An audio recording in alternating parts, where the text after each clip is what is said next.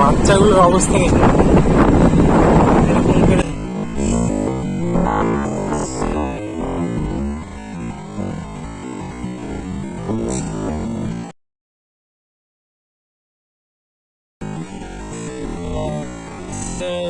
অবস্থা দেখো। এরা হচ্ছে গিয়ে বাড়ির পেছনে পরিবারও আছে, ওই রকম ভাবে একটা টুকটুকিতে এভাবে রিস্ক নিয়ে বাচ্চাদেরকে পাঠানো আমার মনে হয় উচিত না।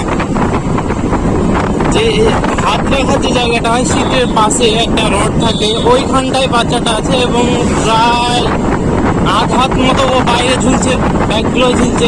যখন তখন ট্রাক তো যেভাবে চলে, যখন তখন ধাক্কা দিলে ছিটকে চলে যাবে, কিছু পাওয়া যাবে না।